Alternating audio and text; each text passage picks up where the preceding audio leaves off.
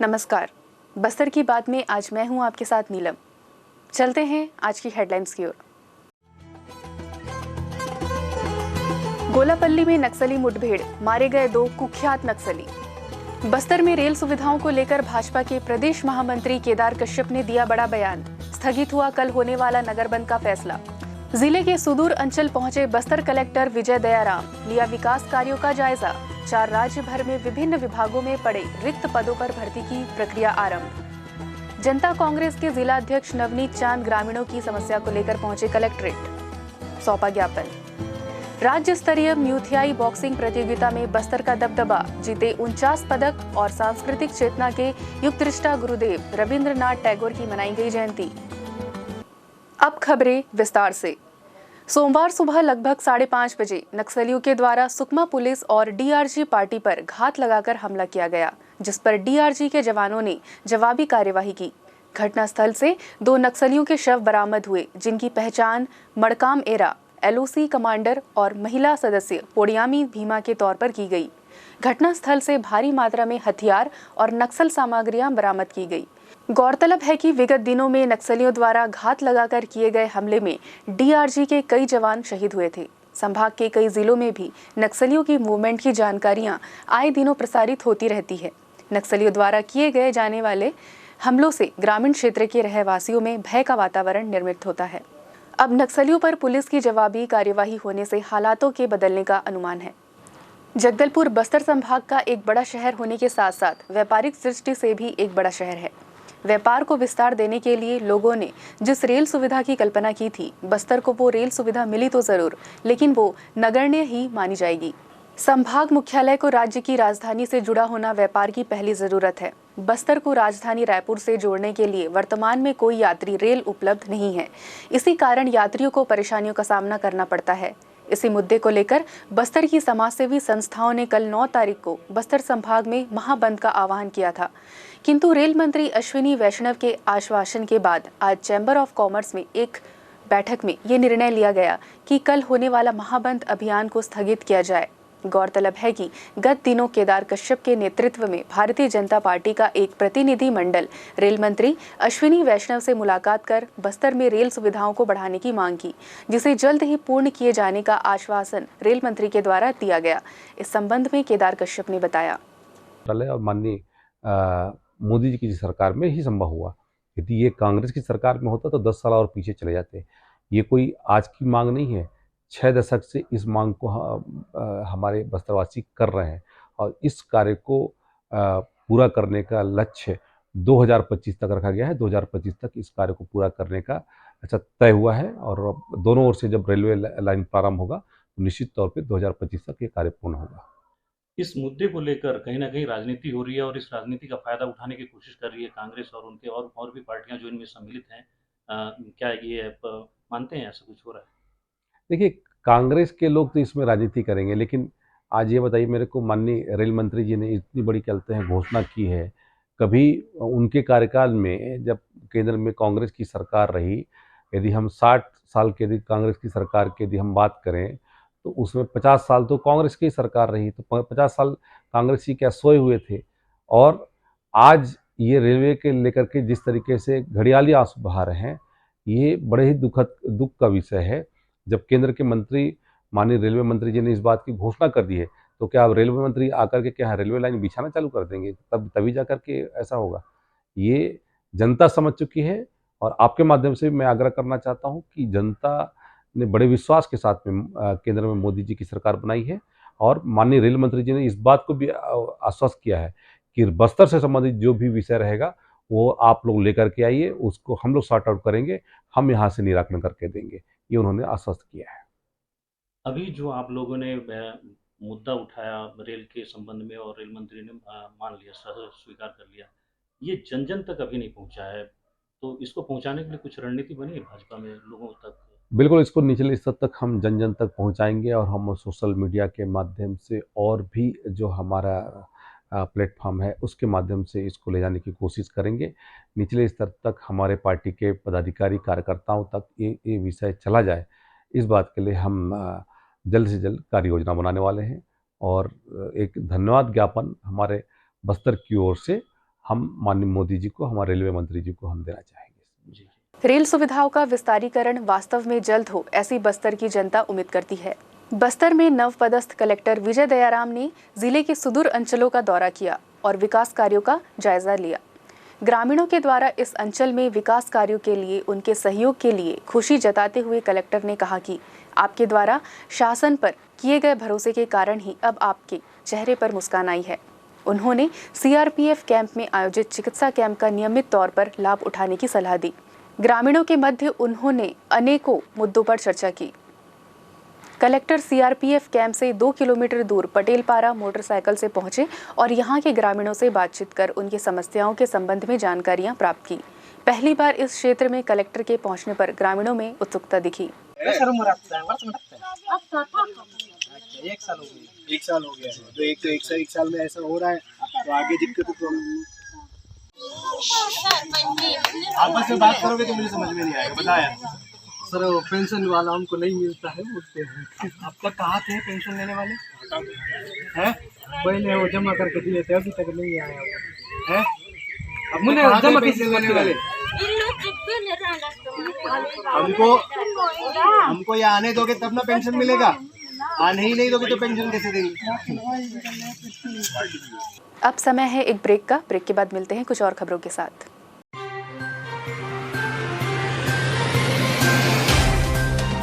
सफर जगतुगुड़ा से जगदलपुर का, नित नई करवट लेता शहर हमारा, चौक चौराहों से होता हुआ विकास की गाथाएं गढ़ता बस्तर हमारा।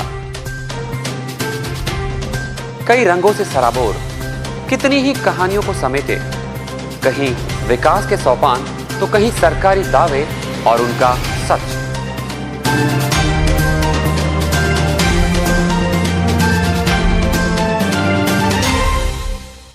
आतंक से दहलते जंगल, जमीन और जीवन, साहस और धैर्य से करवट लेती जिंदगी, राजनीति की चौसर के जाने अनजाने दांव, व्यवस्था की खूबी, कमी और खामी, खूबसूरत नजारे। अब होगी हर बात हमारे साथ, बस्तर की बात। राज्य के मुख्यमंत्री भूपेश बघेल के निर्देशों पर अमल करते हुए स्कूली शिक्षा विभाग ने शिक्षकों की भर्तियों के निर्देश जारी कर दिए हैं। ये भर्तियां व्यापम के माध्यम से आयोजित परीक्षा के बाद की जाएंगी और परीक्षाओं की तिथियां व्यापम के द्वारा अलग अलग आदेशों और सूचनाओं के द्वारा घोषित की जाएंगी। लॉन्चिंग अवसर पर इसी के साथ ही साथ जल संसाधन विभाग, बिजली विभाग, पीडब्ल्यूडी जैसे विभागों में रिक्त पदों के विरुद्ध भर्तियों की प्रक्रिया भी शुरू हो गई है। इंदिरा विकास प्राधिकरण के उपाध्यक्ष और कांग्रेस कमेटी के जिलाध्यक्ष राजू शर्मा ने इस फैसले की सराहना करते हुए राज्य के बेरोजगार युवाओं के सुखद भविष्य की दिशा में सरकार का ऐतिहासिक कदम बताया है, जो भविष्य में छत्तीसगढ़ की उन्नति की दिशा में एक बड़ा कदम होगा। बस्तर की बात, जगदलपुर जनता कांग्रेस जे के जिलाध्यक्ष और बस्तर अधिकार मुक्ति मोर्चा के मुख्य संयोजक नवनीत चांद के नेतृत्व में ग्राम पंचायत जाटम के आश्रित ग्राम डोगाम, तुसेल और पंचायत कोरपाल के ग्रामीण संयुक्त रूप से जिला कलेक्ट्रेट पहुंचे और यहां नवनीत चांद के नेतृत्व में अपर कलेक्टर से मुलाकात करके मुख्य रूप से शुद्ध पेयजल व्यवस्था और सड़क पुलिया, बोर उत्खनन की मांगों को लेकर उनसे चर्चा की गई और साथ ही इन ग्रामीणों ने ज्ञापन सौंपा। जनता कांग्रेस जे के जिला अध्यक्ष और बस्तर अधिकार मुक्ति मोर्चा के मुख्य संयोजक नवनीत चांद ने कहा,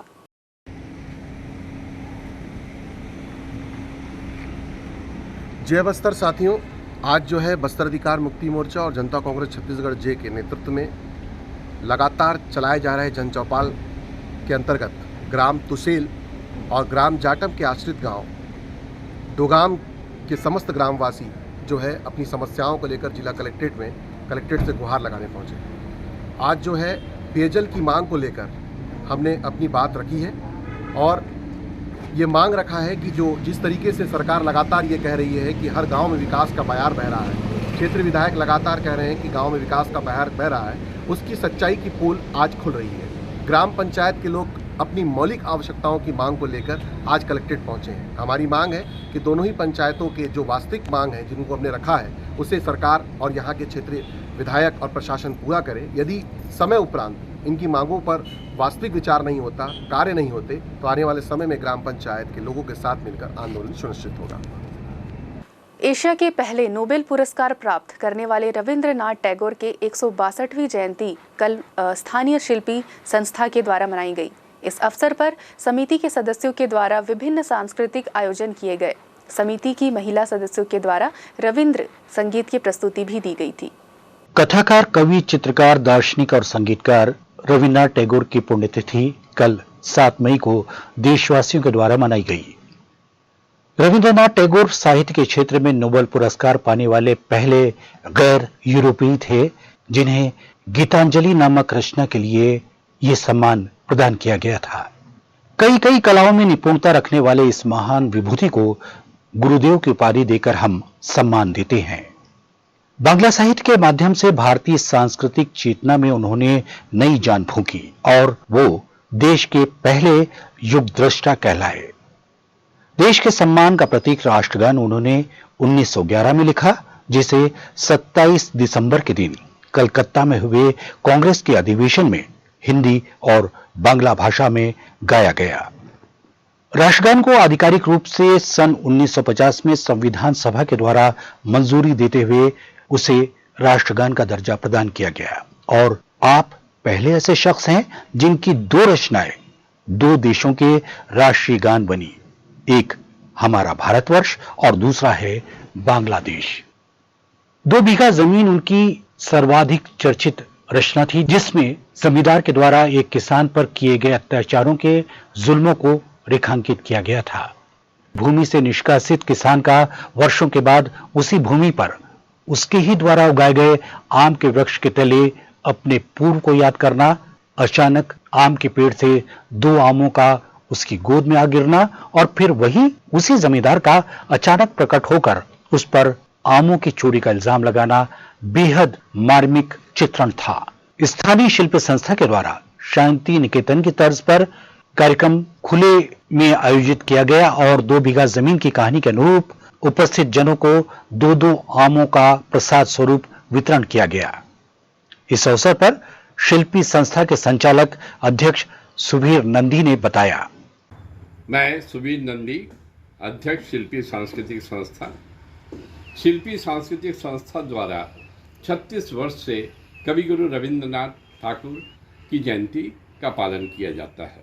इस वर्ष शिल्पी ने कुछ अलग से सोचा। कविगुरु द्वारा स्थापित शांति निकेतन में जो विश्वविद्यालय है, वहाँ पर जिस तरीके से बच्चों को पढ़ाया जाता है, नृत्य एवं गीत सिखाए जाते हैं, वो पूरे खुले मैदान में। बिल्कुल शिल्पी ने वैसा ही सोच के इस बार का कार्यक्रम प्रातः 6:30 से 8 बजे खुले आसमान के नीचे वृक्ष के तले चिड़ियों की चहचहाहट के बीच में इस कार्यक्रम को किया। सभी कलाकारों ने इसमें गीत, नृत्य, कविता पाठ एवं रविंद्रनाथ टैगोर पर आधारित बहुत सारी बातें इसमें हुई। ये नगर के लिए पहली बार था कि ऐसे खुले आसमान के नीचे शिल्पी ने कार्यक्रम किया और इसकी एक विशेष बात ये थी कि कार्यक्रम के अंत में सभी दर्शकों को 2-2 आम दिए गए।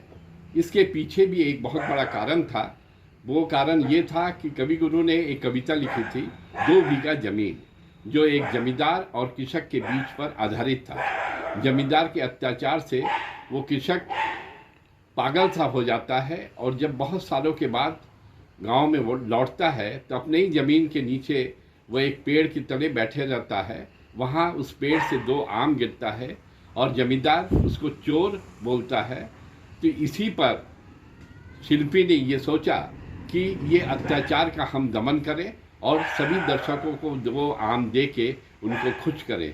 ऐसा विचार लेके शिल्पी ने सबको 2 आम भेंट किए और सभी ने इसकी भूरी भूरी प्रशंसा की। धन्यवाद, नमस्कार। संस्था की महिला सदस्यों के द्वारा रविंद्र संगीत का गायन किया गया। দেখা দিই কারবার জন্মেরও প্রথম শুভক্ষণ তোমারও প্রকাশ। आपकी रचना जनगण मन के हर शब्दों के साथ हर देशवासी आपको नमन अर्पित करता है। बस्तर की बात, जगदलपुर। 23वीं राज्य स्तरीय म्यूथाई बॉक्सिंग प्रतियोगिता का आयोजन रायपुर म्यूथियाई संघ और छत्तीसगढ़ अमेच्योर म्यूथियाई संघ के द्वारा 5 मई 2023 को गुजराती स्कूल देवेंद्र नगर रायपुर में किया गया। इस प्रतियोगिता में बस्तर जिले के सब जूनियर और सीनियर बालक बालिकाओं की 52 सदस्यीय टीम गई थी, जिसमें इन्होंने 26 गोल्ड, 13 सिल्वर और 10 ब्रॉन्ज पदक जीतकर बस्तर का नाम रोशन किया। चलते चलते आइए फिर नजर डालते हैं आज की हेडलाइंस पर। गोलापल्ली में नक्सली मुठभेड़, मारे गए 2 कुख्यात नक्सली। बस्तर में रेल सुविधाओं को लेकर भाजपा के प्रदेश महामंत्री केदार कश्यप ने दिया बड़ा बयान। स्थगित हुआ कल होने वाला नगर बंद का फैसला। जिले के सुदूर अंचल पहुंचे बस्तर कलेक्टर विजय दयाराम, लिया विकास कार्यों का जायजा। 4 राज्य भर में विभिन्न विभागों में पड़े रिक्त पदों पर भर्ती की प्रक्रिया आरंभ। जनता कांग्रेस के जिला अध्यक्ष नवनीत चांद ग्रामीणों की समस्या को लेकर पहुंचे कलेक्ट्रेट, सौंपा ज्ञापन। राज्य स्तरीय म्यूथियाई बॉक्सिंग प्रतियोगिता में बस्तर का दबदबा, जीते 49 पदक और सांस्कृतिक चेतना के युगदृष्टा गुरुदेव रविंद्रनाथ टैगोर की मनाई गई जयंती। आज बस्तर की बात में बस इतना ही। फिर होगी आपसे मुलाकात कुछ और खबरों के साथ। तब तक के लिए दीजिए इजाजत। नीलम साहू को नमस्कार।